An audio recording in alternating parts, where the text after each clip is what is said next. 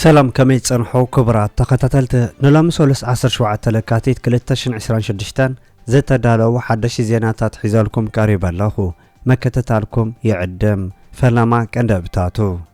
اب ايرترا عاب بروجكت ماي كام استمرقن قبصن ايرترا زربح وسانه كام زحلفتن تركي اب بحر نداد تدسس مركب نابقح بحر تسدد كام زلا كام استقلصن اوق السودان زلو حدش تمعبالتا زملكاتن ኢትዮጵያ ናይ ፕሬዝዳንት ረሲፕ ጠይብ ኤርዶጋን መቀባል ሎማ አንተ ምድሏት ተገበር ከም ዘላን ዝብሎን ካልእን ዝሕብር ዝርዝር ዜናታት ሒዝናልኩም ቀሪብና ኣለና ንቻነልና ሳብስክራይብ በመግባር ክሳብ መወዳእታ ክትከታተሉና ብኽብሪ ንዕድመኩም አሜሪካ ሕጅውን ተወሰኽቲ ነፈርትን መራኽብ ወግእን ናብ ኢራን ተጽግዕ ከም ዘላ ተገሊጹ ኢራን ብሰንኪ ተካይዶ መደብ ኒኩለር ኣብ ቀረባ ኣብ ልዕሊ ሰልፈኛታት ብዝወሰደቶ ስጉምቲ ብዝብል ምኽንያት ኣብ ልዕሊ ኣጸቕቲ ክትገብር ጸንሐት አሜሪካ ኣብ ዝሕጂ እዋን ገጀፍቲ መራኽብ ወግእ ኣብ ዙርያ ኢራን ተዋፍር ከም ዘላ ተገሊጹ ሰበስልጣን አሜሪካን ኢራን ካልኣይ ዙርያ ዘተን ምክያድ ሎሚ ሰሉስ ኣብ ስዊዘርላንድ ዝተራኸቡ ኮይኖም ኢራን ተኣኺባ ኣብ ኒኩለራዊ ፕሮግራማን ኣሜሪካ ዘንበረቶ ቁጠባዊ እገዳ ንምልዓል ዘተኮረ ምዃኑ ዝገለጸት ኮይና ዋሽንግተን ቀዲማ ኣብ ካልኦት ጉዳያት እውን ክትዘራርብ ከም ትደለ ኣመልኪታ ምንባራ ይዝከር ኣሜሪካ 3 ዓነውቲ መጥቃዕቲ ሚሳኤል ዘምርሓ F-35 زعينة نفرت وقحاويسو 9 نفرت كم أون 5680 سرحتنيات زعانت مركب أبراهام لينكن أمودات الطر نابزوبا وشمت كم زوافرت كوانت تجلسة كساب حججن عم مثل ساتلايتاي ترأيتن اتا مركب كاب إيران استات 7 كيلومتر رحقة أب جم بحر أمان كم استرأيت مدبر زينا BBC أرجع جيتsa إلو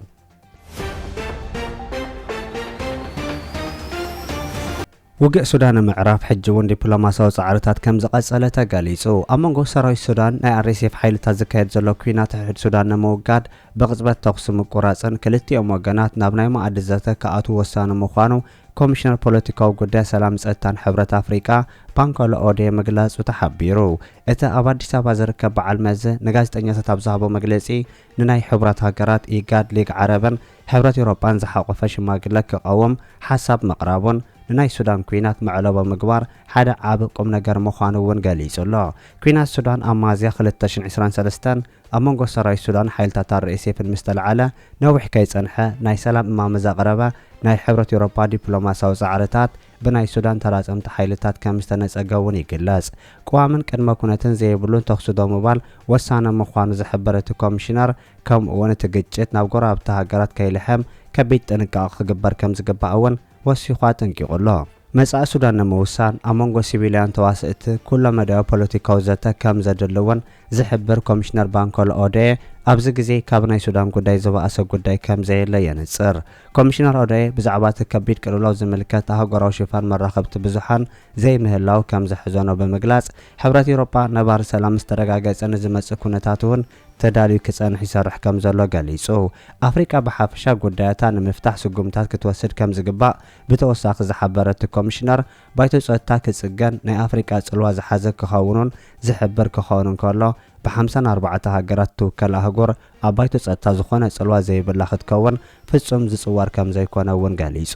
እዚ ከምዚ ኢሉ እንከሎ ኣብ አዲስ አበባ ንዕርቂ ዝወፈረ ኣካል ውድብ ሱዳን ከሰማምዕ ከም ዘይክእል ዝሕበር ክኸውን እንከሎ ወሃብ ቃል ዲሞክራሲያዊ ውድብ ጁማ አልወኪል ነቲ ኣብ አዲስ አበባ ዝተኣከበ ልኡኽ ብምንጻግ እቲ ውድብ ኣብ ተኣኺባ ከም ዘይተሳተፈን ዝወከሉ ኣካል ከም ዘይሰደደ ብወግዒ ምፍላጡ እውን ተገሊጹ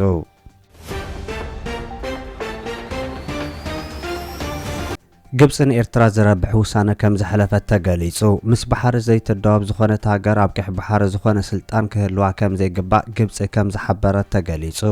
ናይ ግብጽ ሚኒስትር ወጻኢ ጉዳይ ባደር ዓብደላዕተ ምስ ኣቦ ወንበር ሕብረት አፍሪካ መሐመድ ዓሊ ዮሴፍ ኣብ ዘካየዶ ርክብ ነቲ መግለጺ ከም ዝሃበ ዝሕበር ዘሎ ኮይኑ ግብጽ ኣብ ጉዳይ ቅሕ ባሕሪ ግቡእ ቦታ ክትሕዝኪ ኢላ ከም ዘላውን ገሊጹ ግብጽን ስዑድ ዓረብን ግቡእ ቦታን ክሕዛን ግቡእ ተርአን ክጻወታን ናይ ኤርትራ ድፊት ከም ዝነበሮ ዝሕብሮ ምንጭታት ግብጽ ኣብ ቅሕ ባሕሪ ኣልዒላቶ ዘላ ናይ ዋነት ሕቶ ንኤርትራ ዝድግፍ ምዃኑ እውን ይግለጽ ኢትዮጵያ ብዘይ ኣፍ ደገ ባሕሪ ክትነብር ከም ዘይትኽእል ክትሕብር ጽንሐት ኮይና ልዕሊ 130 ሚልዮን ህዝባ ሒዛ ብዘይ ባሕሪ ክትነብር እንተደኣ ቀጺላ ንመላእ ኣፍሪቃ እውን ጸገም ክኸውን ምዃኑ ከም ዝገለጸት ይዝከር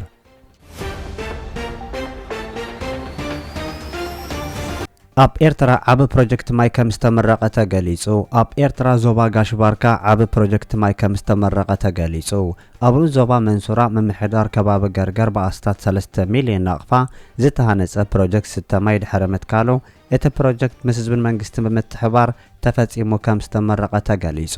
ኣብ ስነ ስርዓት ምረቓ ምምሕዳር እቲ ከባቢ በወገኑ እቲ ፕሮጀክት ኣብ ዓድታት ገርገር፣ ወርቸዋ፣ ዘርፋታይን ኢንቲተርን ነበርቲ ጸገም ሰተ ማይ ዝፈትሕ ምዃኑ ክገልጽ እንከሎ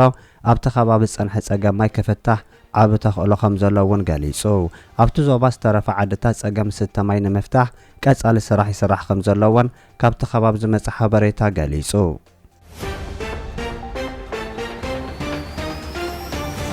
ፕሬዝዳንት ቱርኪ ሬሲፕ ጠይብ ኤርዶጋን ናብ አዲስ አበባ የምርሕ ከም ዘሎ ተገሊጹ። ፕሬዝዳንት ሬሲፕ ጠይብ ኤርዶጋን ናብ ሕብረት እምሬት ዓረብ ናይ ምብጻሕ መደቡ ሃንደበት ምስራዙን ኣብ ክንድኡ ናብ አዲስ አበባ መምርሑ ተገሊጹ። ፕሬዝዳንት ኤርዶጋን ናብተን ናይ ቀረባ ዕሩኽ ዝኾና ክልቲአን ሃገራት ዝገብሮ ምብጻሕ ክህሉ ምዃኑ ናይ ቱርክ ማዕከናት ዜና ክሕብራ ጸንሓ ኮይነን ኣብ ሓባራዊ ጉዳያት ዞባውን ኣህጉራውን ጉዳያት ከምኡውን ዝተፈላለዩ ስምምዕ ምፍራም ዘጠቓልል ስምምዕ ክኽትሙ ተጽቢት ክግበር ምጽንሑ እውን ይሕበር። ኣብ ቀርኒ ኣፍሪካ ጽልዋ ንዓበየት ተኸይድ ዘላ ቱርኪ ምስ ኢትዮጵያ ኣብ ጉዳይ ሶማልያን ግብፅን ባሕርን ክትዘራረብ ከም ትኽእል እውን ዝግመት ክኸውን እንከሎ ምስ ኤሚሬት ክትገብሮ ዝመደበቶ ርክባት ዝምልከት ዝሃበቶ ወግዓዊ መግለጺ የለን።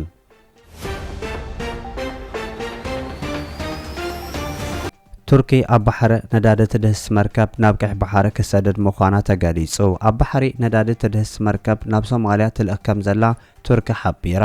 ቻግሪ ባይ ተባሂላ ትግለጽ መርከብ ቱርኪ ናብ ሶማልያ ክትለኣኽ እንከላ ተኽእሎታት ነዳዲ ኣብ ባሕሪ ክትድህስ ምዃና ዝሕብር ናይ ቱርኪ ማዕከን ዜና እቲ ስጉምቲ ናይ ፈለማን ታሪኻዊ ምዃኑ እውን ገሊጹ። ናይ ቱርኪ ናይ ጸዓትን ተፈጥሮኣዊ ሃብትን ሚኒስተር ኣብ ዝሃቦ መግለጺ እቲ ዳህሳስ ጸዓት ባሕሪ ናብ ጠቕሚ ንምውዓል ዝውሰድ ዘሎ ኮይኑ ኣብ መንጎ ክልቲአን ሃገራት ንጸንሐ ዝምድና መሊሱ ዘምዕብል ምዃኑ ገሊጹ።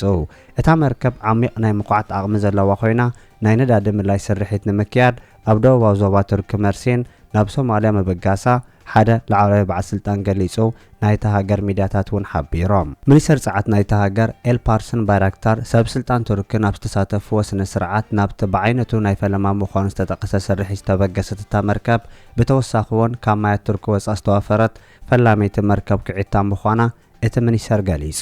እታ መርከብ ብስዊዝ ካናል ዘይኮነ ብኣትላንታ ውቅያኖስ ምዕራባዊ ገምገም ኣፍሪቃ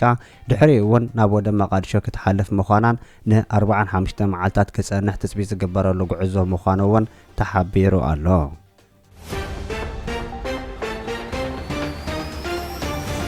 ክቡራት ተኸታተልቲ ንሎም ዝተዳለወ ዜና ነዚ ይመስል። ኣብ ዝቕጽሉ ዝፍነው ዜናታት በቐዳምነት ክበጽሐኩም ሳብስክራይብ ዘይገበርኩም ሳብስክራይብ ንኽትገብሩ ብኸብሪ ንዕድመኩም።